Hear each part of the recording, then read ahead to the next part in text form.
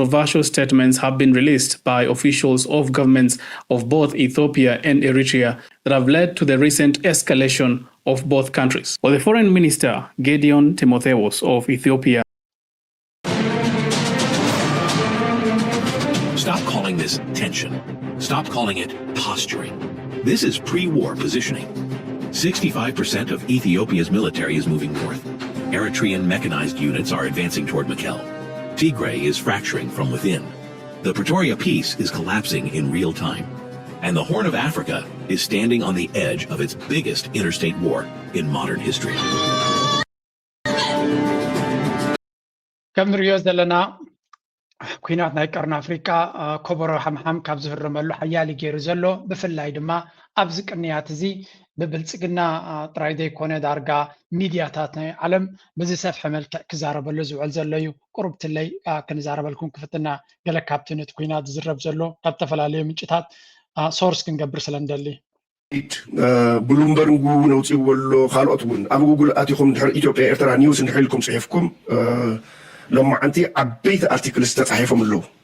أمونغو إثيوبيا أمونغو إيرتران فتسيهم لتخينات أي طرف نازل مدام نمتعين بس يحمز له استفعل له كيلاتات نتي زوبانا زوبا قرن أفريقيا كيح بحرن زكاتات له زصنوعو دبلوماسيات أبدي سابا زلو أبدي زلو تفعل عليه خاب زلو الزراريهم زرخبوا حبريتا زرخبوا حدا دبلومات كابانا العلي زحش حبريت خمزولو اي طراطرن انا مسل سلطانات ناي منغستي مسناي سلالات الكالات مسل علوت ازت سراويت مسل علوت مرار حناي بوليتيكا زراخو اكالات سلازغونو كابانا عرو زحش زرزر زغونه حبريت خلوم يو نوزي مسارات غيرم كعيومنو بلومبرغ اي ترفن زولو زلو بلومبرغ وصو زلو حبريت ريخوم ونحكوينكم أصوار سراويت كلتيوم هاجرات يقراربو خمزلو نابدوبات يقربو خمزلو يحبيرو زلو كم زي نبلوكم زلنا ازي قداي زي برقص كوينات كجمر ديو اجمرن كلتيوم ابي كفلطو زخف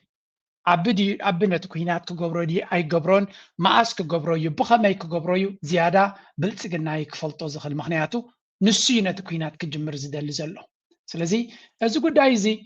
ዳርጋ ትኩይናት ንኽግበር በብዙሕ መንገዲ ድፊት ዝግበረሉ ዘሎ ኩነታት ምዃኑ ዝንገር ዘሎ ወይ እውን ኣሜሪካ ዋላ ወነ ትኩይናት ክጅምር ይደሊ እንተዘይበለት ኩይናት ክኸውን አይደልን ፀጥታን ሰላምን ኣብቲ ከባቢ የገድሰኒ እዩ እንተበለት እዚ ኩይናት ይዳሎ ከም ዘሎ ኣቢ ዘይተዓደነ ሰራዊት ክሳብ 65% ሰራዊት ናቱ ንሰሜን የቕርቦ ከም ዘሎ ኣብ ንሪእየሉ ዘለና ولا حنت سقمتي يوسدي اللون حدا نزا ነገር እዚያ ጽቡቅ ገይሩ ኣብዚያ ገሊጽዋ እንታይ ልጽሒፍ መስለኩም ሓደ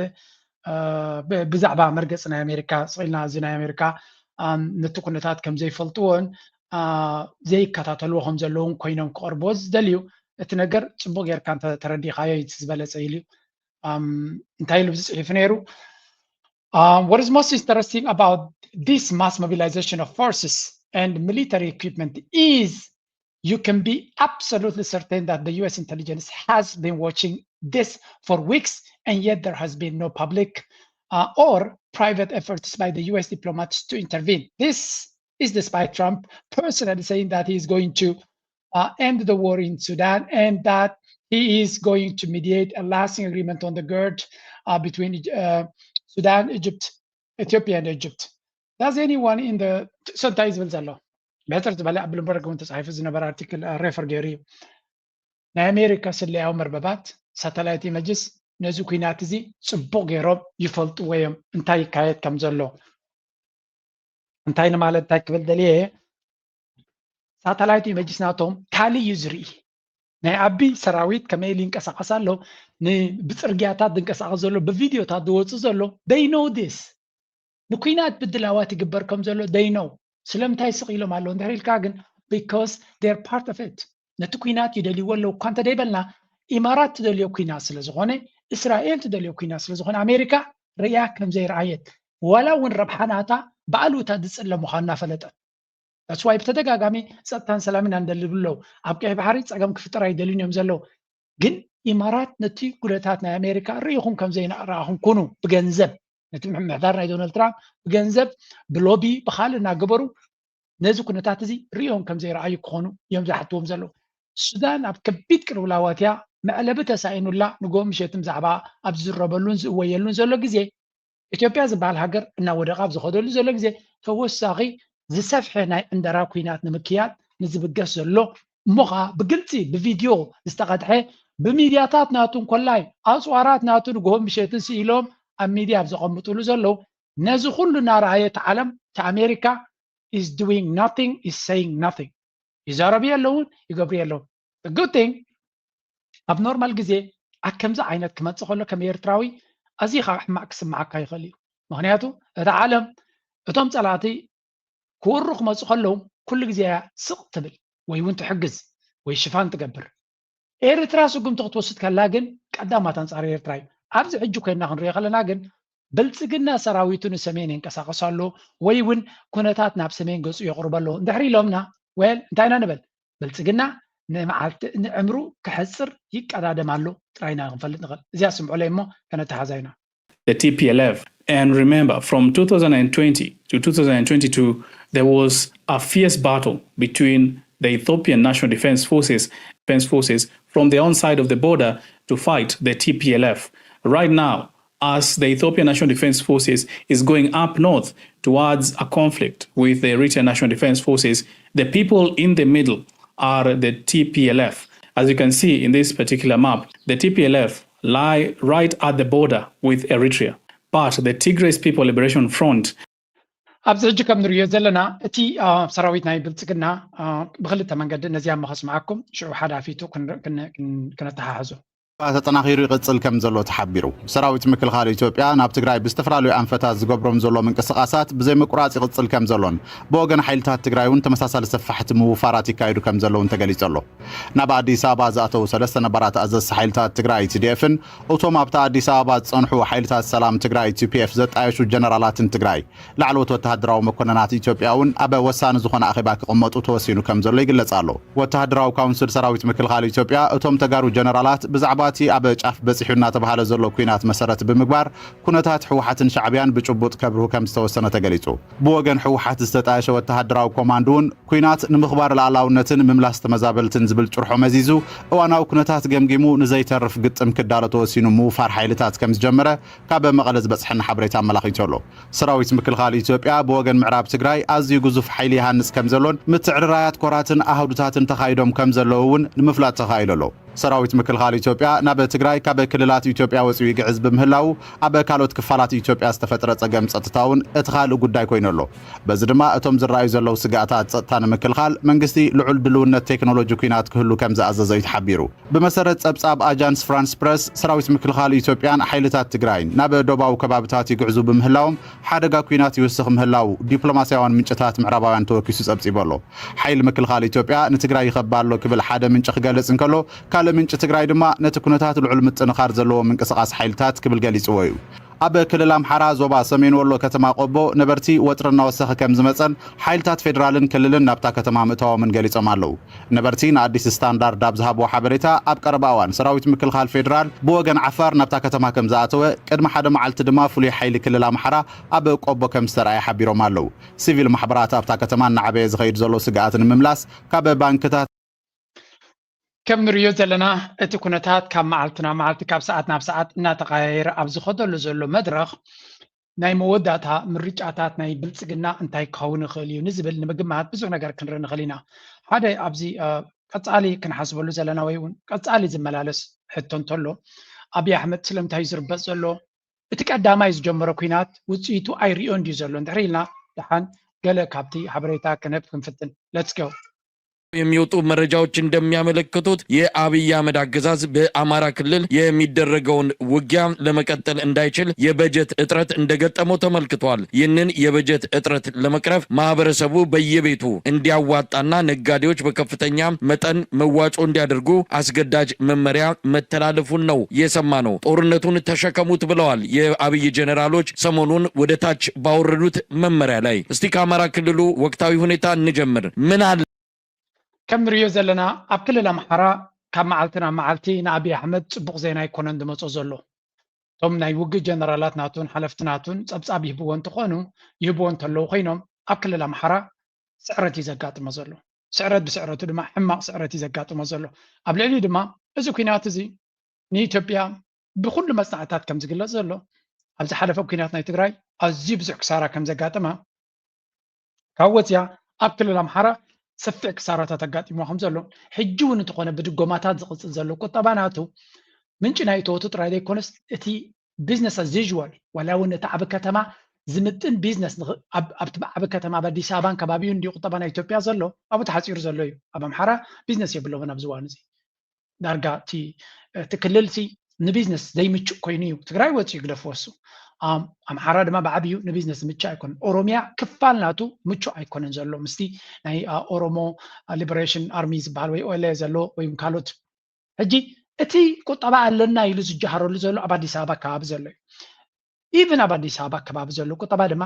ፅንሕ ኢለ ከርእየኩም እንታይ ዓይነት ብድሆታት ብፀጥታ ደረጃ ጥራይ ይመፁ ከም ዘሎ ስለዚ ሪዝነብል ፐርሰን ሓደ ብሎጂክ ዝሓስብ ሰብ ተራ ሰብ ማለት እዩ ኣብ ከምዚ ዓይነት ኩነታት ናብ ኢንቨስትመንት ወይ ናብ ካልእ ክሓስብ ኣይክእልን ግን ብድጎማ ዝቕፅል ቁጠባ ብዝተፈላለዩ ናይ ኮንፈረንሳትን ናይ ካልእ ኢቨንትስ እናገበሩ ሃርድ ካረንሲ ናይ ወፃኢ ሸርፊ ከም ዝረክብ ይገብርዎ ኣለዉ ንሱ ድማ እተን ዝረኸበን ገንዘብ ንህዝቢ ኣብ ምዕንጋል ንህዝቢ ኣብ ምምጋብ ኣይኮነን ዝጥቀመለን ኩናት ንምንዋሕ ከምኡ ድማ ነቲ ናይ ብልፅግና ሸው ንምፍጣር ይጥቀመለን ኣሎ በዚያ ድማ ይቕፅል ኣሎ ምክንያቱ እቲ ካብ ቁፅፅር ወፂኡ ዘሎ ህዝቢ ብእውን ዝሕተት ስለ ዘይኮነ ኣብነት ኣብ ክልል ኣምሓራ ትምህርቲ ኣብ ብዙሕ ቤት ትምህርትታት ጠጠው ኢሉ ዘይብሎ ሂደዝን ኬር ከም ዓብ ኣጀንዳ እውን ኣይዝረብን እዚ ኣብ ኦሮሚያ ብዙሓት ቤት ትምህርትታት ተዓፀው ኣሎ ብሰንኪ ናይ ፀጥታ ፀገም ዝግድሶ ሰብ ኣይኮነን ብሓፈሻ ኣብይ ኣሕመድ ዘጋጥሞ ዘሎ ኩነታት ናይ ሴኪሪቲ ፌይለር ዓብዩ ብቐሊሉ ካ ሕጂ ድማ ባጀት ሓፂርዎ ኣሎ ይብሎ ኦፍኮርስ ባጀት ክሓፅሮ እዩ ምክንያቱ ኣይኮነን ንብልፅግና ዝመስል ሃገር ኣይኮነ ካልኦቶም ኣለና ዝብሉ ኤሮጳውያን እውን እንትኾኑ ኩናት ጅባኻን ቁጠባኻን ረማዕ ከም ዘብሎ ኣሜሪካ ኣብ ኩናት ናይ ኣፍጋኒስታን ዘጋጠማ መስማር ዝኣተዋ ኣብ ቁጠባ ክሳብ ሕጂ ትዕዳ ክንዲ ምንታይ ጎቦ ኮይኑ ሽግር ፈጢሩላ ኣሎ ንኩናት ክፃወር ዝኽእል መንግስቲ ኣብ ሙሉእ ዓለም የለን ኩናት ንግዚኡ ንዝተወሰነ ሰዓታትን ኣዋርሕን ክፅመሞ ትኽእል ትኸውን ባጀት ናይ ኩናት ዝኽእሉ ሃገር የለን ዓብይ ይኹን ንእሽተይ ስለዚ ንብልፅግና ድማ ዝርካቡ ገንዘቡ ኣብ ሓፂን ወዲ ሓፂን ከጥፍኦ ስለ ዘለዎ ሕማቕ ሰራዊትካ ስለ ዘለዎ ዝገዝአ እንተገዝአ እቲ ዝገዝኡ ሓፂን ንዑ ይኮነን ዘገልግል ንፀላእቱ እዩ ዘገልግል እዚያታ ፀገምናቱ ድማ ንሱ ክገዝእ ጥራይ ዘሎ ገዚኡ ነብሱን ንፀላእቱን እዩ ክምግብ ዘለዎ ታሪክ ናይ ብልፅግና እሳያ ወላ ሓንቲ ካልእ ክዝረብ ዝኽእል የለን ፋኖ ጥራይ ኮንጎ ዝኸይ ዝነበረ ክዳን ዘይነበሮ ሎሚ ሙሉእ ዕጥቅን ስንቅን ብረትን ዓጢቑ ዘሎ ግብፂ ስለ ዝሓገዘቶ ወይ እውን ከምቲ ንሶም ንፕሮፓጋንዳ ኢሎም ሻዕብያ ያጢቕዎ ዝብሎ ሓሰት እዩ ባዕሉ ብልፅግና ንኩሉ እዩ ዝዕጥቕ ኢትዮጵያ ትበሃል ሰራዊት ናይ ኢትዮጵያ ለጋስ ሰራዊት እዩ ለጋስ እዩ በቃ ህዝባዊ ግንባር ብመሰረቱ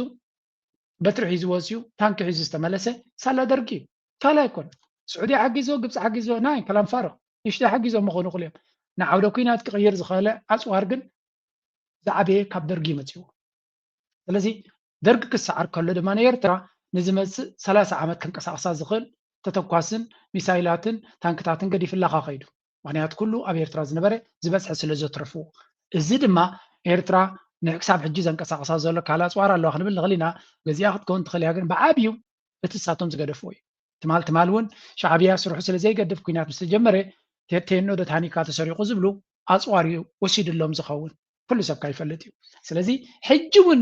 ከረክበን ዝደለየ ኣፅዋር ነቲ ናይ ትግራይ ሓይልታት ይኹን ነቲ ኤርትራ ከረክበን ዝደለየን ኣፅዋርን ሓፂንን ስለ ዘለዎ እዩ ንሰሜን ገፁ ዘጉርዕ ዘሎ እምበር ኣብ ሰሜን ከይዱ ፍሉይ ለውጢ ከምፅእ ኣይክእልን እዩ 50 ኪሎ ሜትር 100 ኪሎ ሜትር ኣብ ዙርዩ ንዘለዉ ክስዕር ዘይከኣለ ሰራዊት ኣብ ሰሜን ኣብ ጎቦታትን በረኻታትን ከይዱ ንሰራዊት ናይ ሻዕብያ ክስዕር እዩ ኢልካ ክትግምት ኣይትኽእልን ኢኻ እዚ ናይ ሸው እዩ ንፊልሚ ክትጥቀመሉ ትኽእል ኢኻ ሰራዊት እዚ ኣብ ባይታ ግን ንሸነ ክስዕር ዘይክእል ንፋኖ ክስዕር ዘይክእል ምስቲ ኣብ ኣኽራናት ኣብ ጎቦታት ኮፍ ኢሉ ንሶምናት ብዘይ ማይን ምግብን ወይ ከዓ ብቁንጣሮ ብንእሽተይ ባጀት ናይ ምግብን ማይን ዝንቀሳቐስ ሰራዊት ናይ ኤርትራ ሰብዲ ሓፂን ከማን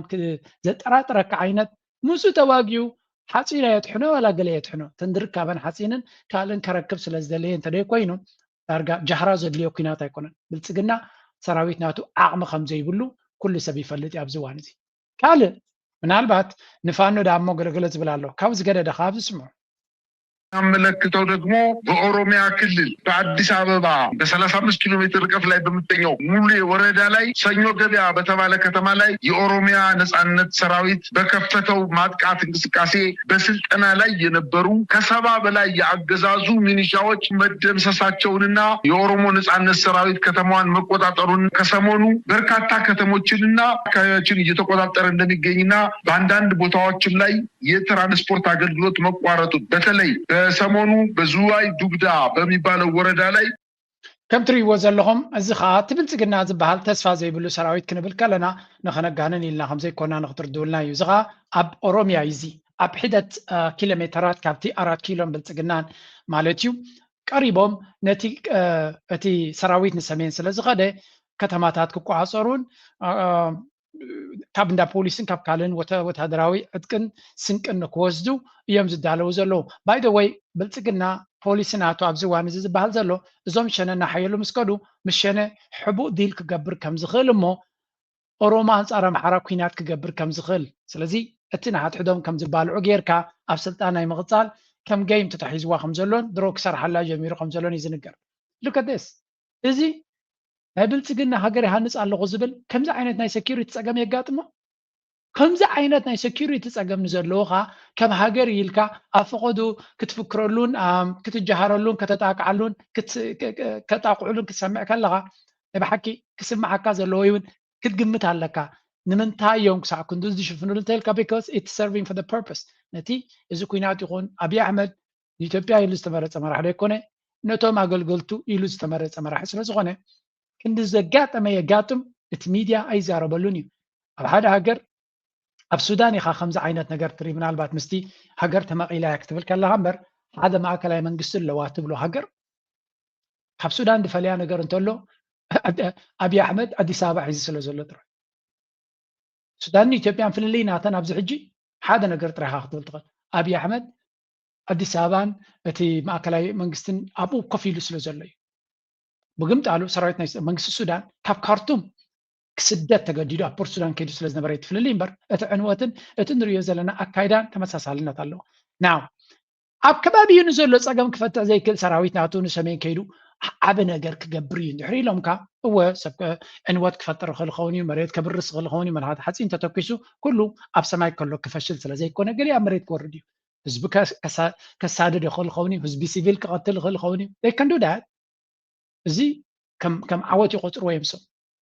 ኦፍኮርስ ናይ ኤርትራ ምድኻም ናይ ኤርትራ ምጥፋእ ህዝቢ ኤርትራ ምጥፋእ ኣካል ናይቲ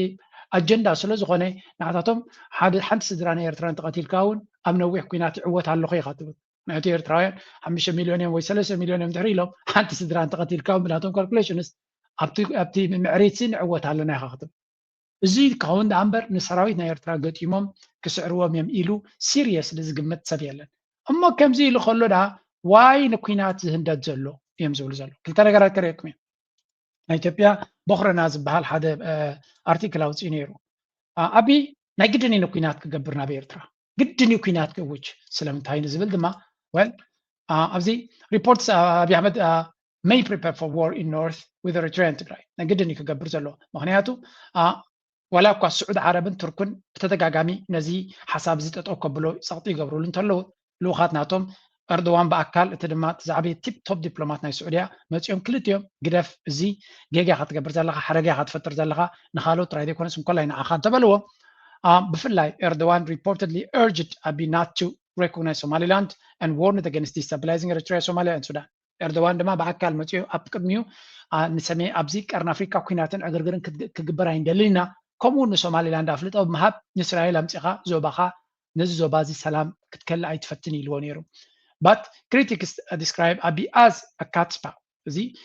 off embassy the UAE leader who invested billions in Ethiopia እዚ ኣብይ ኣሕመድ መጋበርያ ናይ መሐመድ ቢን ዛይድ ናይ UAE ስለ ዝኾነ ንሶም ዝብልዎ እዩ ክገብር እምበር ንሱ ነቲ ሃገር ዝደሊ ክገብር ዝኽእል ኣይኮነን እዚ ድማ ብኩሉ መንገዲ ንሰምዖ ዘለና ኮነነት እዩ ከምኡ ድማ UAE's ambition ኢማራት ድማ ኣብዚ እዋን እዚ ኣብዚ ቀይሕ ባሕሪ ዘለዎ ኣጀንዳ ንፁር እናኾነ ይመፅእ ኣሎ ዳርጋ ብኩሉ ተስፋ ኣብ ተቆርፀሉ ዘላ እቲ እንኮ ተሪፍዋ ዘሎ ትኬት ኣብይ ኣሕመድ እዩ ወላ ንሱ እውን ኢማራት ዝኾነ ተበግሶ እንተደይ ጌራ ኣቦ እውን ክወድቕ ከም ዝኽእል ሪኣ ኣላ እቲ ዝሕዝን ክፋል ናይ ኢማራት እዚ ኮይንዋ ዘሎ ዳዕመ ሰሪዕ ናይ ግዜ ሕቶ እምበር ክወድቕ ዝኽእል እዩ እሱ ጥራይ ግን ኣይኮነን ኣብይ ኣሕመድ ናብ ኤርትራ ኩናት ገይሩ ዲ ኣይገበረን ክወድቕ ምዃኑን ይፈልጥ እዮም ስለዚ ምውዳቑ ዘይተረፍተ ኮንከ ምውዳቕካ ዘይተረፍተ ኮንካ ገለፈትን ዝዓይነቱ ይመስል እቲ ዝግበር ዘሎ ፀቕጢ እምበር ሓደ ሪዝነብል ሰብ ኩላቶም ከምኡ እዮም ዝብሉ ዘለዉ ኪላታት ሓደ ርእሱ ዘለዎ ፍጥረት ኣብ ከምዚ ኩነታት ከሎ ኩናት ኣይውጅን እዩ ማለት ዝኾነ ይኹን ከም ማክሮ ዝኽእል ንብልፅግና ንኣብ እንታይ ዝብሎ መጀመርያ ሕራይ ናብ ኤርትራ ክትወርር ሕልምላካ ንፈልጦ ኢና እዚ እስራኤል ዲ ወላ ዩኬ ዲ ወላ ፍራንስ ትኩ ውግእ ይፀልዎ ማለት ኣይኮነ እቲ ውግእ ግን ክትሰዓር ምዃንካ ናፈለጥካ ስለምንታይ ትዋጋ ይብሉ ኣለዉ ካብ ስልጣንካ ክትግለፍ ምዃንካ ናፈለጥካ ስለምንታይ ትዋጋ መጀመርያ ዓድኻ ትቆፃፅር ነዚ ዓድኻ ምስ ኣረጋጋእካያ ሰራዊትካ ምስ መልመልካ ሽዑ ትገብር ይብሎም ኣቦኻ እንታይ ይብሎም ከምኡ ክገብር ኣቕሚ የብለይ ሲምፕል ዛት ኣነ ንዑ ክገብር ኣቕሚ የብለይ ፈቲነ ክልተ ዞምን ኢለ ከይደ ንፋኖ 2 ዓመት ናብ 3 ዓመት ቀሪበ ዝገብሮ የብለይ ስለዚ ክገብረ ዝኽእል የለይ ናይ መወዳእታ እያ እዛ ጉዳይ እዚኣ ተዋጊያ ኣይተዋጊየ መውዳቕ ኣይተርፈነን እያ ትመስል እታ ጉዳይ نقطة example of UA strategy using RSF in Sudan as a proxy force. Abiy is portrayed as a fulfilling ambitious agenda aiming to secure Eritrea's entire coastline for Emirati leverage. ስለዚህ እቲ ኢማራት ዝበሃል ኣብ ቀርኒ ኣፍሪካ ጠቕላላ ተሳዒሩ ከይወፅእ ከሎ ሓንቲ ትኬት ጥራይ ተሪፋት ንዘላ እዩ ዝብል ዘሎ ሓንቲ እሳ ድማ ሕልምናቶ ማለት እዩ ኣቢይ ብዝኸፈለ ዋጋ ብዝኾነ ይኹን ገይሩ ገማግም ባሕሪ ናይ ኤርትራ ክቋፀረለ ኣሎ እዚኣ እያ በቃ ምክንያቱ ካብ ሱዳን ክግለፍ ክእለ ካብ ሶማልያ ዕድል ከልዮምኒ ሰጊጎምኒ ኣለዉ ካብ የመን ድሮ ተገሊፈ እንኮ ተሪፋት ንዘላ ኣብ ኤርትራ ጥራይ ኣብ ኤርትራ ድማ ናብ ኤርትራ ትገብሮ ኩናት ቀይሕ መስመር እዩ ዝበሎ ሰብ የለን ኢማራት ንሱዳን ይነግርዎ ኣለዉ ንሶማልያ ይነግርዎ ኣለዉ ኣብ የመን ተዛሪቦማ ኣብ ጉዳይ ናይ ኤርትራ ክኸውን ከሎ ግን ብሕቡእ እንታይ ይብልዎ ኣለዋ ይንፈልጥን ኢና ምክንያቱ ኤርትራ ነብሳ ዝኻለት ሃገር እያ ኢሎም ስለዝኣምኑ ናታ ፎሬን ፖሊሲ ዘለዋ ስለዝኾነ ማንም ናብ ኤርትራ እንተወሪርካ ቀይ መስመር እዩ ዝብል የለን ግብፂ ንኣብነት ኣብ ሱዳን ዝግበር መንግስቲ ወይ ገለመለ ቀይ መስመር እዩ ንዓይትን ንኢትዮጵያ ድማ ናብ ኤርትራ ትገብሮ ነገር ናብ ቀይ ባሕሪ ትገብሮ ቀይ መስመር ኢላ ኣላ ግብፂ ስዑድ ዓረብ ግን ንሉላውነትን ግዛታዊ ሓድነትን ናይ ሃገራት ኣብ ቀርኒ ኣፍሪካ ንድግፍ ቀርኒ ኣፍሪካ ድማ ሰላምን ርግኣትን ክረክብ ኣለዎ እሱ ናትና ኢንተረስት ይብሉ ኣለዉ ኤርትራ ግን ሽማ ይጠቕሱን እዮም እዚ ኣካል ናይቲ ዞባ ስለዝኾነት ግምት ኢኻ ክትወስድ ብርግፅ ግን ኤርትራ ሽማ ተቐይሱ ኣነ ክከላኸለላ እየ ዝብላ ፍሉይ ሓይሊ ትደሊ ሃገር ኣይኮነትን ኣብ ዝዋን እዚ ጥራይ እንታይ ዓው ከይበለ እውን ምስኣ ኣላያንስ ክገብር ዝኽእል መሻርክቲ እያ ትደሊ እምበር ኤርትራ ብፍሉይ መፅኡ ንዓ ትሕነኒ ንዓ ሰራዊትካ ስደደለይ ትብላ ይብላ ኦፍኮርስ ኤርትራ ኣፅዋር ዝባ ትደሊ እያ ኦፍኮርስ ሎጂካል ኣፅዋር ሓገዝ ድዩ ዋላ ክትገዝእ ድያ ትደሊ እያ ኤርትራ ኣይትደሊ ና ኢልና ክንጀሃር ኣይንኽእል ኢና ኤርትራ ከም ካልኦት ሃገራት ሃገር ስለዝኾነት ትደሊ እያ ግን ኤርትራ ክትደሊ ከላ ብሉላውነታ ሸይጣ ወይ ወንገለ ኣይኮነት ብግምጣሉ ንሕና ከም ኤርትራውያን እንታይ ንደሊ እንድሕር ኢልኩም ግን ዊ ኤርትራውያንስ እዚ ዘጋጥም ዘሎ ኩነታት ንሪኦ ስለ ዘለና እዚ ዘጋጥም ዘሎ ኩነታት ድማ ንዓና እውን ከም ዜጋታት ዝትንክፈና ንዓና እውን ዘገድሰና ጉዳይ ስለ ዝኾነ እዚ ዕንደራ ናባና ገፁ ዝግበር ዘሎ ብፍላይ ንዓሰብ ጥራይ ዘይኮነ ንገማግም ባሕሪ ናይ ኤርትራ ታርጌት ዝገበረ ዝንቀሳቐስዎ ዘለዉ ከም ኤርትራውያን ኤርትራ ዲፈንስ ዲል ምስ ካልኦት ሓይልታት ክትገብር እዚ ድማ ብሕቡእ ጥራይ ዘይኮነስ ብግልፂ ዝፍለጥ ስለምንታይ ብግልፂ ዝፍለጥ ንብል ኣለና ቢካዝ ሓደ ግዜ ብግልፂ እንተተፈሊጡ ፀላይካ እውን ካልኩሌሽንስ ናቱ ክዕርም ስለ ዝኽእል ንኣብነት ኤርትራ ምስ ግብፂ ምስ ስዑድያ ዝኾነ ዲል ክትገብር ትኽእል እያ መስርሕ ናይ ምስ ግብፂ ናይ ዲፈንስ ስምምዕ ተገይሮም ዝብል ብትሕቲ መጋረጃ እምበር ዓብዪ ኢሉ ዝተዘርበ ነገር የለን እዚ እቲ ብትሕቲ መጋረጃ ዝተገበረ ብመፅሄት ናይ ኢማራት ዝወፀ እዩ ነይሩ ፕሮፓጋንዳ ዲ ነይሩ ሓቂ ነይሩ ብሚድያታት ናይ ግብፂ እውን ክዝረብ ንሰምዖ ኢና ኣብ ባይታ ግን ኣብ ዓሰብ ምስ ኤርትራን ግብፅን ዝኾነ ዝገብርዎ ኣሎ ድ የለን ኣይዶን ኖ ግን ከም ዘሎ ግን ዝዛረቡ ብዙሓት ኣሎ ምስ ስዑድያ ፅቡቕ ዝምድናታት ይግበር ከም ዘሎን ብፍጥነት ኣብ ትግባረ ክበፅሕ ከም ዘሎ ፕሬዚደንት ኢሳያስ ንልኡኽ ናይ ስዑድያ ነጊሩ ነይሩ እዚ እውን እንተኾነ ናበይ ገፁ ይክኸይድ ሓንቲ ኣብዚያ ዝዛረብዋ ዘሎ ከረየኩም ብፍላይ እቶም ናይ ቀርኒ ኣፍሪካ ተኸታተልቲ ዝብልዎ ዘለዉ ኣቤላ እዚ ኣርቲክል መሲልኩም let's say this one source for Africa's connectivity. Geography plays a significant role and ports influence regional connectivity. A quiet maritime development is drawing growing regional attention. A newly reported port cooperation agreement between Somalia and Saudi Arabia is beginning to contribute to renewed discussion about regional influence along the Red Sea and Indian Ocean corridors. While official details remain limited, the implications extend far beyond infrastructure. They touch regional dynamics and evolving Gulf strategic interests, Somalia's economic ambitions, Eritrea's uncertain maritime trajectory, and Ethiopia's long-standing search for reliable sea access. Tonight, we examine what is known, what remains unclear, and what this evolving maritime diplomacy could mean for ሕጂ እንታይ ዝበሃል ዘሎ ናይ ሶማልያ እዚኣ ሞ ከስማዓኩም ክልተን ክሓውሰን ስለ ዘለኹ ኣብዚ ለንቀነ ብብዙሕ ዝዝረብ ዘሎ ጉዳይ እዩ ልምዓት ወደባትን ባሕርን ተፈራሪመን ኣለዋ ሚኒስትር ወደባት ባሕርን መጓዓዝያን ሶማልያ ዓብዱልቃድር መሐመድ ኑር ምስ መንግስቲ ስዑድ ዓረብ ዝተሓባበሩሉ ሰፊሕ ስምምዕ ንግዲ ባሕሪ ሎማ ዓርቢ ብወግዕ ተፈራሪሙ እቲ ስምምዕ ምስ ሚኒስትር መጓዓዝያን ኣገልግሎት ሎጂስቲክስን ስዑድ ዓረብ ኢንጂነር ሳሊሕ ቢን ናስር አልጃስር እዩ ተፈራሪሙ እዚ ክልተያዊ ርክብ እዚ ኣብ መንጎ ክልተን ሃገራት ዘሎ ሕውነታዊ ርክብን ስትራቴጂካዊ ምትሕግጋዝን ንምዕማቁ ሕጂ እንታይ ኢና ንሰምዕ ዘለና ኣብዚ ጀስት ፉል ኮንቴክስት ክበኩም ማለት እዩ ኣብዚ ሓለፈ ኣብዚ እውን ተመሊሰ ነቲ ካርታ መከረየኩም ኣብዚ ሓለፈ እንታይ ሰሚዕና ነርና መሲልኩም ኣብ ቀርን ኣፍሪካ ብፍላይ እዚ ቅልውላው ካብ ዝጅምር ስዑድ ዓረብ ምስ ጅቡቲ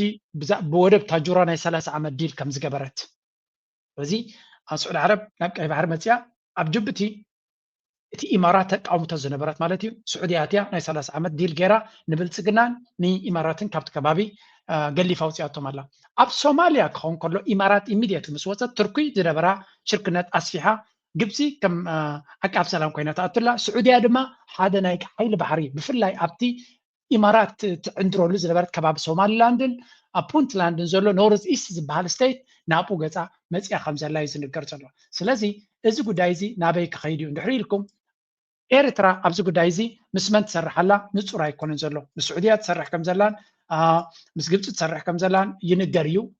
ኮርስ ኤርትራ እውን ብቐሊሉ ከምተን ካልኦት ሃገራት ፕሬዚደንት ኢሳያስ ብተደጋጋሚ ነጊርና እዩ እዚ ናይ ካልኦት ሃገራት ቤይዝ ኣብ ተዓዳ ክመፅእ ዝድግፎ ነገር ኣይኮነን ኣነፂሩ ተዛሪቡ እዩ ስለዚ ኤርትራ ኣብዚ እዋን እዚ ዘለዋ ዕድላት ከም ዘለዋ ንርኢ ኣለና ኩለን እተን ሃገራት ክንቀሳቐሳ ይፍትና ኣለዋ ትርኪ ኣብ ቀርኒ ኣፍሪካ ዝገብሮ ዘሎ ንርኢ ኣለና ስዑድያ ኣብ ቀርኒ ኣፍሪካ ዝገብሮ ንርኢ ኣለና ካልኦት ሓይልታት እስራኤል ብዓብይ ኣብ ሶማሊላንድ ኣትሎ ኢማራት ዝኾነ ዘሎ ኤርትራ ምስ ሓደ ዓብ ሓይሊ ንኣብነት ምስ ስዑድያ ዲል እንድሕር ገይራ ንኢማራት ባክ ኦፍ እዩ ባክ ኦፍ ኢማራት ጥፍኡ ማለት እዩ ስለምንታይ ከም እብለኩም ኣለኹ እዚኣ ኣርቲክል ስምዕዋ እዚኣ ለንቀነ ዝወፀት ኣርቲክል እያ ናይ ብሓቂ ምስጢራዊት ኣርቲክል እዮም ኢሎማ ዘለዉ እታ ምስጢራዊት ኣርቲክል ዘበላ ድማ ናይ ሳውዲ ክራውን ፕሪንስ sent a complaint letter to UAE spy sheikh about Yemen and Sudan ዝኻንታዩ ነዚ ናይ ናሽናል ሴኪሪቲ ሓላፊ ናይ ስዑድ ናይ ኢማራት መሐመድ ቢን ሰልማን ሓንቲ ኣገዳሲ ደብዳቤ ሰዲዱሉ ከም ዝነበረ እዩ ዝንገር እዛ ደብዳቤ እዚኣ ኣብዚኣ ንፁር ዝኾነ ነገራት እዩ ዝነግሮ ኣብዚኣ ደብዳቤ እዚኣ ናብ መን እዩ መሐመድ ቢን ሰልማን እዩ ሰዲድዋ and it was sent to ናይ national security advisor ናይ ኢማራት ማለት እዩ the letter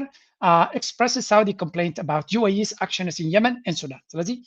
ንኢማራት ኣብ ሱዳንን ኣብ የመንን ንትገብሮ ዘላ ስጉምቲ ዝገልጽ ናይ ስዑድያ ቁጥዐ ዝገልጽ እዩ ነይሩ እንታይ ኢሉ ነይሩ ንኢማራት ድማ ብምንታይ ከሲስዋ ንናይ ስዑድያ ኢንተረስትስ ረብሓታት ብቐጥታ ኣብ የመን ይኹን ሱዳን ትፃባእ ከም ዘላ ኢማራት ብምንታይ ተፃቢኣቶም ኣብ ሱዳን እስከናብነት ኣብ ሱዳን ክብል ከሎ እንታይ ይብላ ኣሎ የመን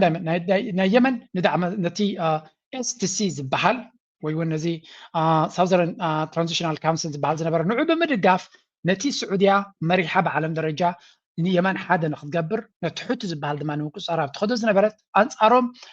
ንውሽጣዊ ረብሓ ወይ እውን ፀቢብ ረብሓ ናይ ኢማራት ብዓብዪ ግን ረብሓ ናይ እስራኤል ማለት እዩ ነቲ ጉዳይ እቲ ተፍርሶ ከም ዘላን እዚ ድማ ቀይ መስመር ምዃና ነጊራቶም ኣብ ሱዳን ክኾን ከሎ which is the most important part ንዓና ማለት እዩ ኣብ ሱዳን Saudi Arabia is frustrated with UAE support for MBS criticized UAE's backing of the Rapid Support Forces RSF ማለት እዩ in Sudan Saudi Arabia views this as a destabilizing Sudan and complaining regional diplomacy the letter suggests Riyadh is weary of Abu Dhabi's growing footprint in Sudanese affairs ስለዚ ኣብ ጉዳይ ናይ ሱዳን ድማ ቁጥዕ ናይ MBS ኣብ ምንታይ ነይሩ ወይ እውን ነቐፌታናቱ ንምንታይ ንዳዕመ ሰሪዕ ትድግፉ ኣለኹም በቲ ዳዕመ ሰሪዕ ወይ እውን RSF ጌርኩም ትገብርዎ ዘለኹም ንሱዳን ምፍራስ ድማ كاتا نتيجة باو سلام الرقاتن تفرس لهم زدما بتي أكايدا ناي إمارات دما العلكو تاعي كم زلوا يجلس strategic implications هابزي انتاي خوني خلنا زبل دما items growing rift between Saudi Arabia and UAE سلازا من غوزي كلتين هاغرات زنبره هندبت بقطبا ገለገለ كم زلو زول ناي قطبا ناي دبلوماسي ناي صروا بأس زي كونه ناي هاغراو دحنت سعوديا هاغراو دحنت ناتي بتي اندرا ناي إماراتي تنكفالغو بزبل أرستيو سلازي እዚ ጉዳይ እዚ ኣብ ዝለዓለ ደረጃ ተበፅዑ ክልተን ሃገራት ብኩሉ መኣዝን ኣብ ምትፍናን ኣትየን ከም ዘለዋ እዩ ዝንገር ዘሎ እዛ ደብዳቤ እዚኣ ኣብ ጉዳይ ናይ የመን ኣብ ዝነበረሉ እያ ተሰዲዳ እዩ ዝበሃል ስለዚ እዚኣ ፅቡቅ ጌርኩም ኣስተውዕልዋ እዛ ደብዳቤ እዚኣ ኣብ ዝቐረባ ሕጂ ዳያ ወፂያ እምበር ሕጂ ተፃሕፈት ኣይኮነትን ብካልእ ዘራርባ ድሕሪ እዚ ፅሑፍ እዚ ኢማራት ዝገበረቶም ካልኩሌሽንስ እንታይ ይበሃል ኣሎ ሓደ ካብኡ ኣብ ኢትዮጵያ تقبر زلا intensive زخنة جنبار ندعم سريع زخون أب بين شانقول جيراتو زلا معسكر نبير تراس جنبار زلا كينات ويو تقرأي قصص خيز زلا كينات كل زحج mobilization تقبر زلا إمارات تحرزل دبزي زخان تمالتيو يس كاب أب يمن بحيلو تيخان اللغة تقبل له أب سومالون بديبلوماسي جيركا كاب أب سومال أو تيخان اللغة السعودية مالتيو كمون تركي فاين أب السودان أي واتسني سعيركم تراي واتسوني السودان يكون بتنتري فرانة زلوا كاردتات بفلاي دما بلتقنان أبنا بيده بمهلا بوجره ربحاناتي بحيلي كرجاجسي سودما هذا أبقى يبحري الدل زبال سلزي بلام حجي السودان بورسودان كم لسي نازبل حلمية بلو من السودان درجاتي كوينات ناب دارفوري وريد زلوا زين بورسودان قصهم كمسو زلوا تقولوا صبيبي جبتي أبيدم يلا سومالي لاند يري ولو بكل ما قد كبدنا خوني متسالو سلازي ኤርትራ በይና خلا مسكال كي جبرت كلا نزي زموت ولا بلتقنا هي زي اب ኤርትራ ገጻይ ዘይፍትን ክገብር ዘይኮንስ ዘይፍትን ይመስል ስለዚ እዚ ናይ ተብተብ ኩይናት ንሪዮ ዘለና ናብ ሰሜን ገጹ ኣካል ናይ ምንታይ ንሪልካ ካብዚ ዝብገስ ምዃኑ ኢና ንርኢ ዘለና እምበር ከምዚ ስለ ዝኾነ ድማ ነቲ ኩነታት ኣቃሊልካ ክርአ ዘይብሉ ዝበሃል ዘሎ ኣቃሊልካ ክርአ የብሉን እዚ ኩይናት ተብተብ እናበሉ ዝገብርዎ ዘሎ ወላ ኩሉ ሚድያታት ዝዛረበ ዘሎ ኣጀንዳ ካበይ ዝብገስ ምዃኑን ንምንታይ ዕላማ ክግበር ይፍተን ከም ዘሎን ንምንታይ ዋጋ ይኽፈል ድማ ዝግደሰሉ ሓይሊ ክህሉ ከም ዘይክልና ንርኢ ዘለና again እዚ ኣቃሊልካ ምርኣይ ዋጋ ክኽፈል ዝኽእል ኮይኑ ይስማዓኒ ኣነ ብርግፅ ኤርትራ ኣቃሊላ ክትሪኦ ትኽእል እያ ነዚ ጉዳይ እዚ ክብል ኣይክልኒ ግን ኤርትራ ድማ ነቲ ተፈጢሩ ዘሎ ሓጓፍ ናይ ዲፕሎማሲ ተጠቒማ ከምቲ ዝድለ ዓበይቲ ዲልስ ክትገብር ብዘይምኽኣላ ከም ኤርትራውያን ስምዓና ቅሬታ ኣሎ ግን ንሱ ድሓን ንኻልእ ግዜ ክንገድፎ ክንፍትን ኢና ናው እዚ ከምዚ ኢሉ እናሃለዎ ከሎ ነቲ ኩነታት ናይ ስዑድያ ሓንቲ ነገር ጥራይ ክወስኸልኩም ደልየ ነይረ ኣቤላ ኣብ ካልእ ግዜ ከምፃልኩም ክፍትን እየ ቢካዝ እቲ ጉዳይ ናብ ሱዳን ገፅና ሽፍቲ ክንገብሮ ኢና ምክንያቱ ልክዕ እዚ ናትና ጉዳይ ኣብ ሱዳን ብሓዊ ዝትግበር ዘሎ መጀመርያ እቲ ዳዕመ ሰሪዕ ለንቀነ ቦታታት ማዓስከራት ቀይሩ ኣበይ ይርአ ኣሎ ንምንታይ ዕላማ ካብኡ ይርአ ኣሎ ክንርኢ ክንፍትን ኢና መጀመርያ let me give you this one ለንቀነ ደሰንብድ ንሪኦን ንሰምዖን ዘለና ድራማታት ማለት እዩ كأتو دليتي يقولون تايلو فدرال منغستي عدم يوتقو هاي شعبي دليت انا كونسيستنت اللي قلت نيره سلازي فلت اتا قجت ارحيهم سودو عمدل تتخيلوا ما حراك تخد تزي خوين قل او كاي برايا او كا نحال مكلاكا كتكوش الزم يرغرغي ساتا اكسبكتيشن حزو كويس حقول لهم كاو دوغنا سرحنا يالنا تا قجت ولا له انا كو مجمريا بحال نيرو مكلاكا بحيل ذاتو الخناتات كيف الطر حد شالك عد برخ حد شالك عد بخراي وعد خلده حد شالك زالم بس قمتها اساس شعو دفرت ليو كتا كونفرونتيشن اتو مالتهم فيدرال هذه اساس عجوتو ناخذنا تقصد اللي يدل عجوتو نا اساس رايتو نا اساس عجبي كيف عجبت نا وقتو ስለዚህ ዝዋጉ ሁሉ ዝሞትሉ እዚ ሓያል ቁማርተኛ እንዲሁ ኢሳያስ ሓያላት ቁማርተኛታት እዮም ዝገብሩማ ተበሊዖምካ ይበልዑኻ ተበሊዖም ትውልዕ ኣሎም ስኻ ሕዚ ዝውልዐሉ ሰብ ቀሚጡ ኢሳያስ ተበሊዑ ዛ ቁማር መንግስቲ ተውዲቑ ኢትዮጵያ ተተራሚሱ ወለን ጉድ ፀላዕ በሊዑ ኣሎ ማለት እዩ ናይ ብሓቂ ብዛዕባ ኤርትራ ዘለዎም ኣካይዳ እዮም ዝርዩ ዘለዎ ሻዕብያ ክሳዕ ክንደይ ኣብ ርእሶም ገዛ ክራይና ከይከፈለ ከም ዝነብር ዘሎ ኢና ንርኢ ወል ካብታ ኩላ ዘረቦ ሓደ ነገር ተፈሊጥካ ሻዕብያ ስትራቴጂ ዘለዎ ምዃኑ ኢኻ ትፈልጥ yes صلاتيهم شعبيا خودو خص دليهم جن they all know they all agree كلاتهم تسمعوا لنا انتلو شعبيا has a plan and a strategy استراتيجي ناتو دما كساب حجي كوينات كجبر وي مس إثيوبيا كراتصم زيجلس حبريتها يوصل كم تبغسون هاي اتقوي زبلهم زلوا كل جينا نبير ترى كي تبغسوا خلوا فركشكش كبلو يرأيهم سلزلوا And fractured Tigray caught in the crossfire. Look at this. إذا تكارتا زبالة زلوا. إتي كداين درو يزلنا دما كل الأمحرة بعبيو أبيدهم يلن. So ويزا بلوم زلوا كداي ونسي. كل الأمحرة أبيدهم يلن. حدا أب كل التجراي كجبروا وزخلوا كينات أزيو لوجستيكالي خمان كبيدي كاو. سلمتاي هذا أزوار كاب ما كلام منقسي كابوروم يدي كاب قال تبجيسو ناب تجراي جزء خيط كله بمحرة يكحلف. فانه دما ابزع بوتاتات كرب حلون كم زغلن حداغا فطرو لهم كم زغلن يفلطيهم اذ كله كغبرو خلو دما اب سمين زلو تግራይ ብዙ ዕድላት ይዘለዎ ምስ ጉዳይ እዚ ምክንያቱ ትግራይ ኣብዚ ዋን እዚ ከተማ ምሕላው ወይ ውን ትሕተ ቅርጽ ምድሓን ገለ መላ ይኮነን ንሳቶም ከመይ ጌርካ ንጸላይ ክትስዕሪ ውግእናቶም ክኸውን መጀመርያ ንሱ ከጥፎም ኢሊ መጽ ስለ ዘሎ ከመይ ጌርካ ካብቲ ምጥፋእ ትድሕን ካልኣይ ድማ ከመይ ጌርካ ነቲ ጸላይ መስመራቱ ከም ዝበታተኽ ትገብር እዮም ክገብሩ ስለዚ ኣብዛ ሓለፈ ነቲ ብሙሉ ትግራይ ንምድሓን እዮም ዝዋጉ ነይሮም ሎሚ ግን ከምኡ ክኸውን ኣይክእልኒ ሎሚ ዝዋግዎ ነቲ ክወሮም ዝኽእል ኣበይ ከድምዕሉ ኩሉ ጥራዮም ክርዩ ዝኽእሉ ምክንያቱ ተኸቢቦም እዮም ዘለዉ እቲ ሃገር ድማ ብኩሉ ከምዚ ዕጅብ ዘከረይኩም ፀናኩ ከበባ ገይሩሎም ስለ ዘሎ ደን ጌርካ ትብትኖ እዩ መጀመርያ ምብታናቱ ድማ ብወገን ኤርትራውን ክብትንዎ ይኽእሉ ምክንያቱ መስመር ክበት ከሎም መስመር ክዓፅኦም ዝደሊ እንድሕር ኮይኑ በዚ ኮይኑ በቲ ሰራዊት ናይ ብልፅግና ከቢድ ኩናት እዩ ዝፅበየ ዘሎ ከቢድ ኩናት انت غيروا كبيت كويناتي كون كابزا كويناتي دي مجمريا تግራይ رايت ناو انت تمثلها اسكاس نبر تفتح على فوقام بتاع مسناي بانك مجنا وانت ورات نايت سراويت منقصقاس وانت عودتنا بتግራይ تكس لازم نبر بتاع مسب تشبيرو نيرو حزقا سبنا توردن اشتي قنس دبيلو اند تفتي زلو خناتاتون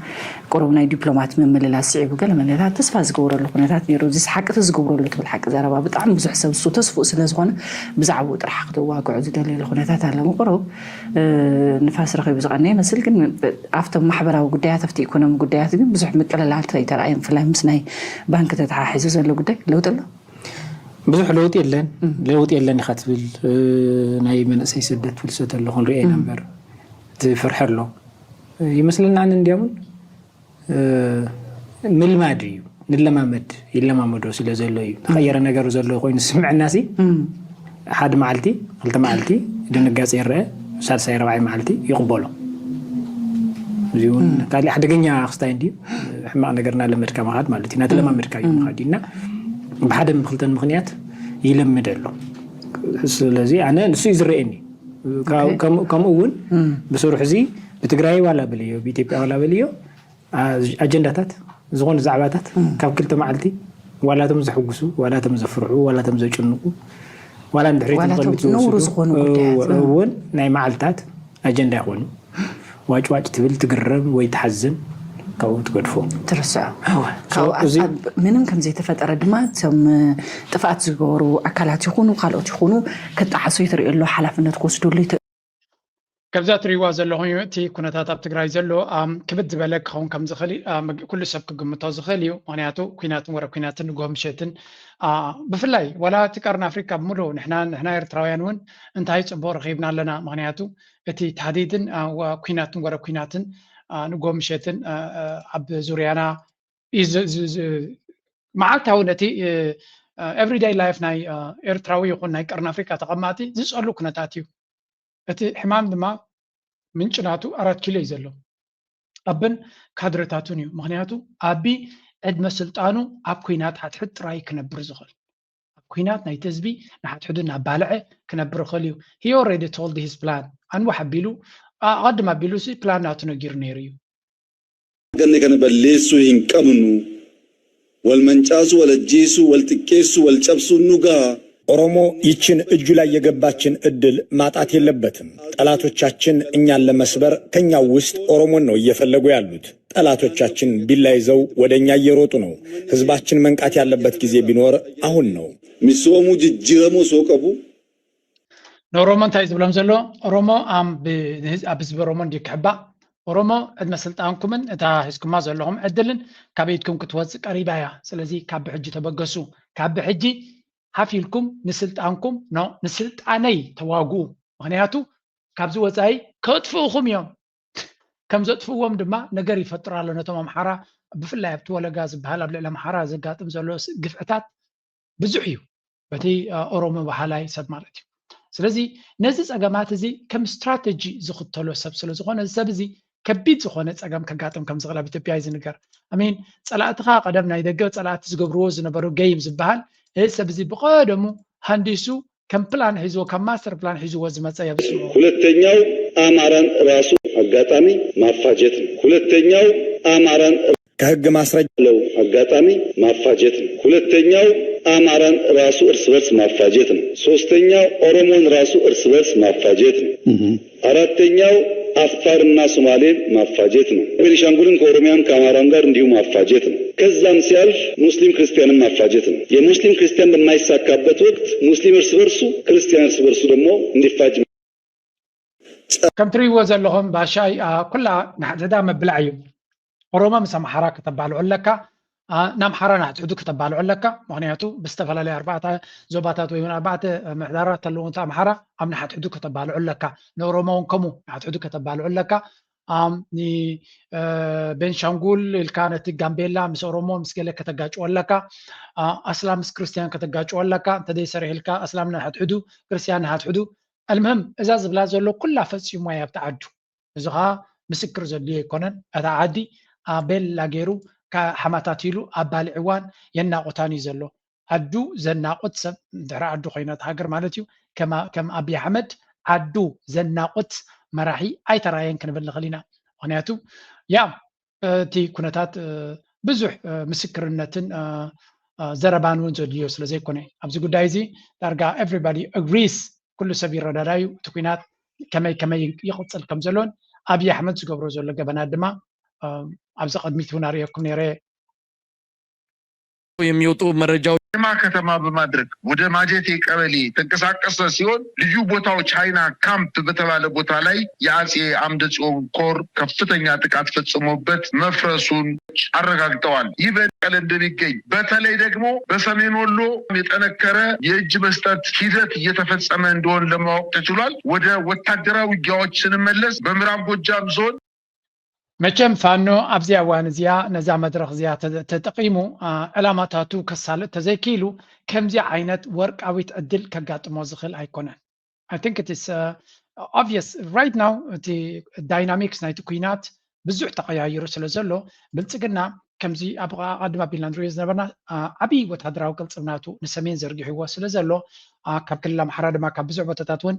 ዓቕምታት ኣውፅኡ ከም ዘሎ ስለዚ ንገር ዘሎ ነዚያ ኩነታት እዚኣ ክጥቀመላ ኣለዋ እቲ ሸነ መፅኡ ነቲ ኩነታት ክቕይሮ ይኽእል እዩ ክንብል ክብድ ዝበለ እዩ ምክንያቱ እቲ ሸነ ዝበሃል ዘሎ ኦሮሞ ስለ ዝኾነ ዋላ እውን ነቲ ስርዓት ናይ ብልፅግና ክስዕሮ ይደሊ እንተሎ ግን maybe ኣብ ውሽጦም እውን ገይም ክህልዎም ይኽእል ይብል ኣሎ ብዛዕባ እቲ ኩናትን ወረ ኩናትን ጀዋር ሓንቲ ንውሕ ዝበለ ፅሕፍቲ ፅሒፉ ነይሩ እንታይ ኢሉ ፅሒፉ መስለኩም no more war ኩናት ዝበሃል ኣንጻር ኩናት ደው ክንብል ኣለና ኢሉ ኣሎ ቅድሚ ሕጂ I oppose the war in Oromia ኣብ ኦሮሚያ ዝካየድ ዘሎ ኩናት ነዊሕ እዋን ተቃዊመየ ካብ መጀመሪኡ ኩናት ናይ ኦሮሞ ጠጠው ክብል ሓቲተን ተቃሊሰን እየ I oppose the war in Tigray and spoke ነቲ ኩናት ናይ ትግራይ I oppose ኩናት ናይ ትግራይ ክጅምር ከሎ ኣንጻሩ ጠጠው ኢለ ኩናት ከምኡ ድማ ዓብይ ኢለ ብዝከኣለኒ መንገዲ እቲ ኩናት ንኸይጅመር ተዛሪበ I oppose the conflict in Amhara before it broke out ኣብ ኣምሓራ ብልፅግናን ኣብይ ኣሕመድን ክኣቱ ከሎ እውን ኣንጻሩ ተዛሪበ እዚ ኩናት እዚ ረብሓ የብሉን ክግበር የብሉን ኢለ ተዛሪበ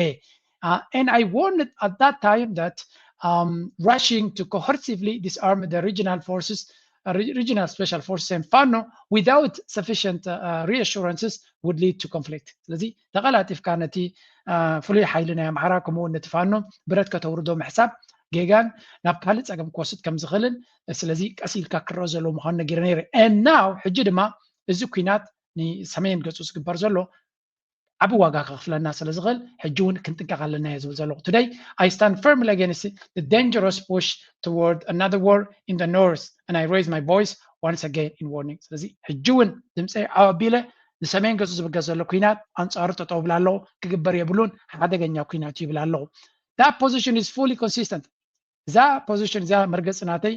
ቀጻሊ ተመሳሳሊት ይብላ ኣለዎ with the principle that even after the immense destruction a political settlement remains the only serious path out of war the price of these wars is not paid by those who start them it is paid by the ordinary family through death displacement fear and imprisonment, hunger, and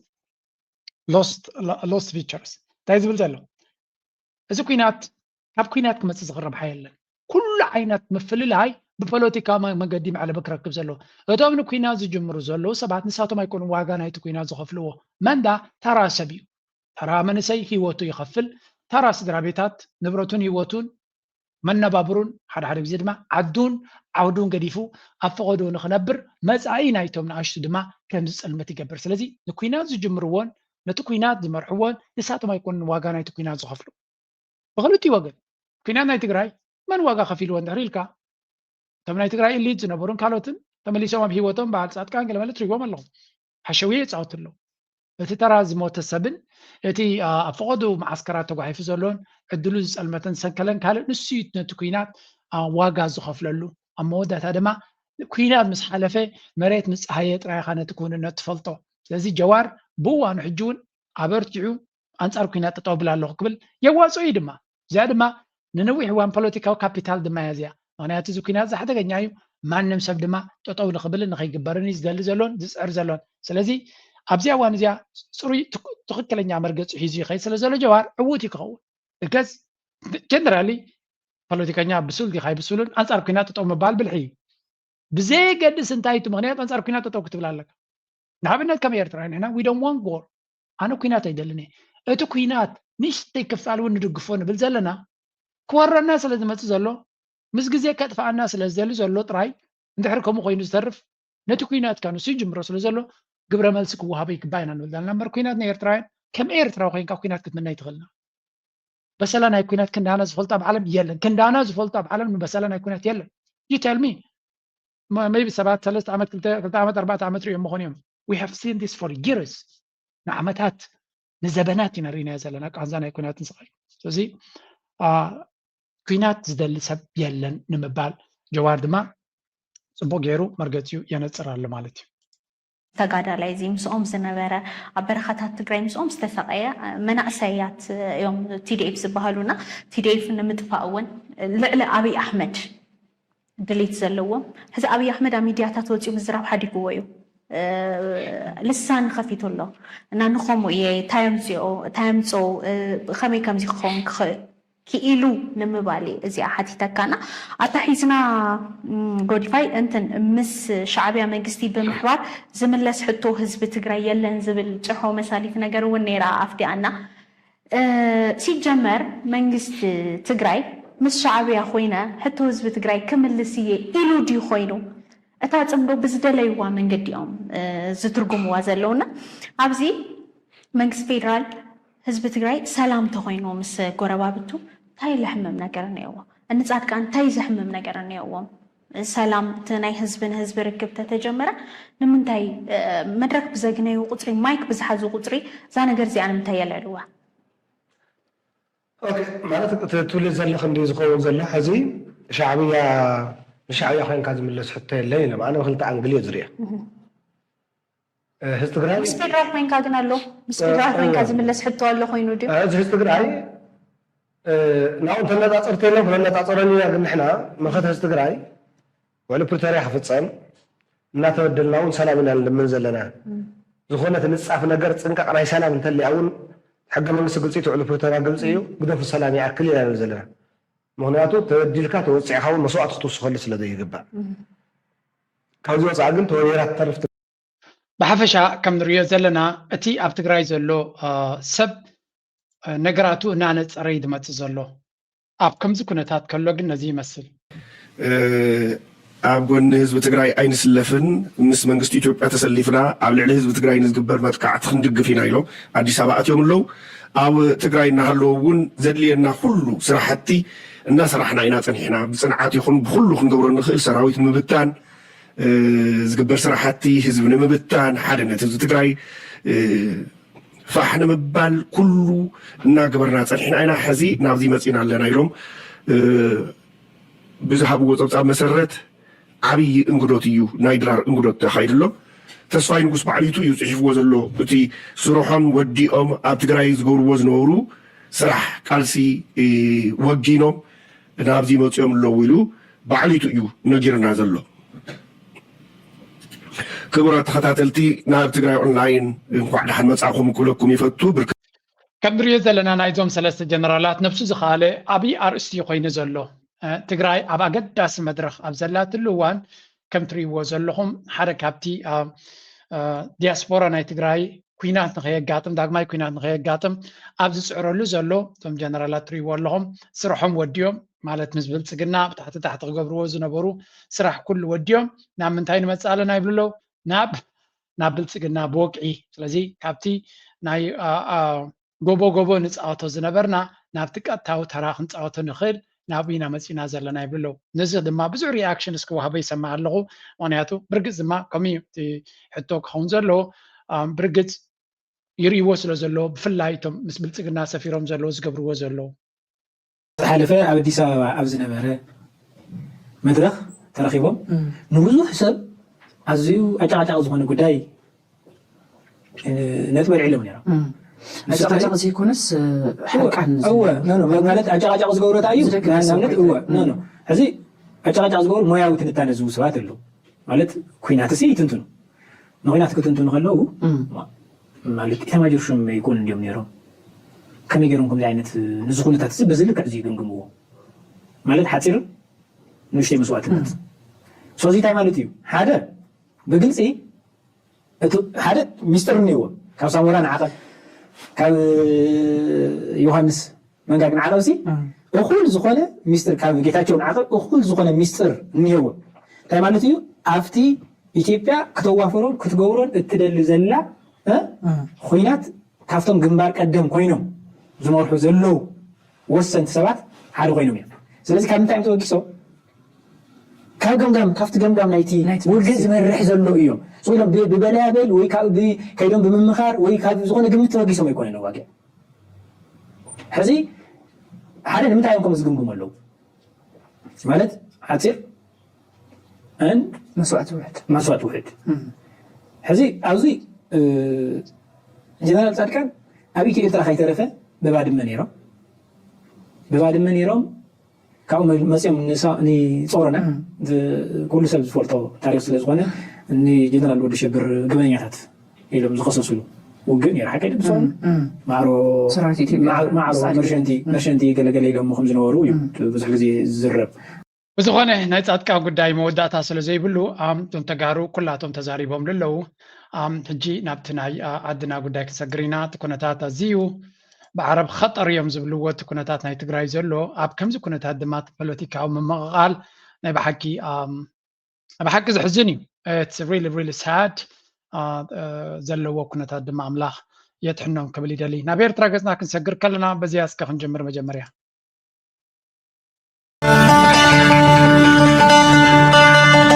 قمتم ናይ ወላዲ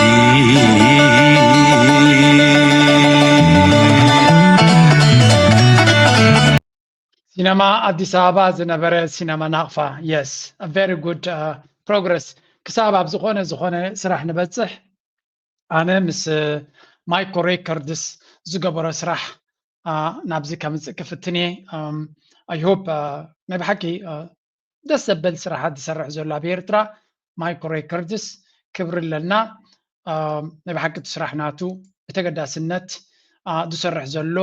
ምስ ኣብ ውሽጢ ዘሎ መንግስቲ እናተሳነየ ገለ ካብተን ብሉፃት ምክርታት ናቱ ዝበለኒ ኤርትራ ብዙሕ ፀገም ክህልዋ ይኽእል እዩ ሓንቲ ካብተን ፀገም ወሲድካ መፍትሒ ምንዳይ ድማ ኣነ ኣብ ኣሚነ ብዓቕመይ ይሰርሕ ኣለኹ ብምባል ሓንቲ መልሲ ፅሒፉለይ ተስፋ ንገብር ኣብ ካልእ ግዜ ብዝበለፀ ዝኾነ ነገር ምስ ሃለዎ ክነብለሉ ግን ስራሕ ናይ ማይኮ ሬከርድስ ኣዝዩ ዝተባባዕ ኣብነታዊ ስራሕ ወላ እውን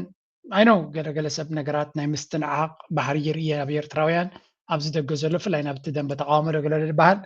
هذا غيب الكهلتي تبلني خا إذا قلنا سبيو كم قلنا سبصر حسرة دما كبرك نبالنا individual initiatives يوم دما عبيت نجارات فترة برجز عبيت نجارات كمتصونا نمنينا مالت كل نجار ببنشتي نجار كبت عايخل كوانت تبعله عبيت نجارات نقول دما محلام جبنا يكونن هذا كابتي نوي حوان حزب إيرترا بيزولو كم بعد زياتهم زعمسلو زي بروجكت زي توديو كال بروجكت كتكا بسالساي بروجكت راب اي بروجكت كتكا كم ندلي وكتالي فيديوهات كبير ترايوت تو بروجرس ناتو دما قريبا نسمع لنا اي ريلي هوب هذا معالتي اما زازم يبصعو نغرات كجمرو خلو قليل كهون خلي كتودهم مخال جن كبيد بدهم مخان فلوتيو سلازي ايرترا كابزي سغيرا نا بروجرس كصا كتمص ناب زبلصو تقرصاوي يكون كالوت عين السراحات زودعلو زمان كنمص دما تسفى نقبر كابو كي وصانا خلنا حنتي زياون راي نزا فيديو زياسي احد ايرتراوي بوست غير وانيرو تصحفتي يوم ما تكونوا اردي زبل يوتي وانيرو لك كمتي تشايناويان ابي وتوم نت جريت وول اوف تشاينا زبحال حدا غزي كنقدو وزدليوي ون امنت مسلمنا كتوادادرو يتخلنا هاغن امنت مسلمنا ون امكا هذا غزي هجيره قبرو تبنيت زلوم كم دما ايرتراويان مسوك ودادري ليكون كون ايرتراويان ون حدا كابتي مانم ايرتراوي اب هيوتو كبصح زلوون تلوزي امبادندن وي ون زي جنبارات ناي نقفا كم تاريخاو بوتا تسريحو مستاخراناتون مستدفعاتون تسريحلو درو يسرحلو اب دياسبورا زلو ترايزي كون سكول ايرتراوي كبصح زخليو تزربا دما كل زي بقمت على كتري لك نت تاريخنا معكاب ترايدي كونه وشتاو توريزم ون مزعب سلا زخونه للو كل دما كم كتماتات كم بعل نقفاف ابت زي ساحلتي سفر جግንነት ኤርትራ ዝተወለደሉ ቦታ እንተበላየውን አይበዝሖኒ ስለዚ ካብቲ ማእከል ከተማ ወይውን አስመራ ካብስ ከተማ አስመራ ርሕቅ ኢሉ ስለ ዘሎ ቁርብት ላይ እቲ ናይ ቱሪስት ምብፃሕን ገለን ክጎድሎ ስለ ዝኽእል ነዚ ከም ሓደ ኣገዳሲ ናይ ቱሪስት ሰንተር ጌርካ ናብኡ ገፅካ ዝግበር ነቲ ቁጠባ ናይቲ ሃገር እውን ዓብ ተራ ስለ ዘለዎ ቅዱስ ተግባር ጥራይ ክብሎ ዝኽእላነ ፅባሕ ንጎ እኳ ኤርትራ كم تريوا زلهم دا كارتا تراي كريكم سلو زلو إيرترا كم تريوا زلهم كابات كاتا نسمين كسب راس كيسار زخيد أو ترجعات مزجبرنا كتماتاتنا بجماعة بحر مزجبرنا يبع اللقفة أف كون يكونن they're gonna be center or at least a very important بوتا كونين جماعة بحر سلو زخون سلذي إيرترا كسب حج بزي قطوتو زخون ترجعاتنا سلنا خيزة لنا النجارات بعد اللقفة رحوق زمسلو زلهم بر كابس مرانا نقفاونكو رحوق أي مخونن يرو بفلاي بتجمع جنب بحري هذا معبول ترجعات تكنولوجيا تاتاتينا كانت تاتاتو مخنا خافلو تجمع جنب بحر كل جزء أكلنا يتزم معبل كفالنا هجر سل زخونة تجمع جنب بحر بس معبله زي حركاتي سنتر ناي نقدر ناي توريزم كون كم زغليو أبزعتن كتماتنا كال تجارات تاريخيهم كمية عند مسألة سلذي زي أبناء فزجبر ناي توريزم نبحكي تبعته بقصو أقدس تبقصو نمس أين هجر دمازي تاريخاوي جننت تفصل ملبوطات كما كل ورشة عن تاريخنا ترى يكون اسمه توريزم سبتون كون سلزغل أقدس كون غليو درو تغيرو كم بلانتو وسيدلو بزح يسرح لهم زلو نرلنا بفلايت دياسبورا بزح زي قال كابتن هاي توريزم مقعزناتهم نعم نقفاقس مخانون رينا لنا ولا زبع بعد متاتون أبكم واتيكم زلو نرلنا جن again كابتن تاريخاوي ملكعو مور مودرنايز تغينو دما زبالة السرح كون تسفى نقبر إيرترا دما ناب صبوق غزا نخد كيد كابزو كويناتن ورا كويناتن دمس أنازو لو قربونا وزينا ناب سلامن لمعاتن قسقاسن كن كيد تسفى نقبر كما كبلي دلي نايلو معروستي أبزيا مزيا نشتي زي ما دماغ قد فكمي بليز لايك قبرو شير قبرو يتوغمن حسابكم دما بهناس من قد قريب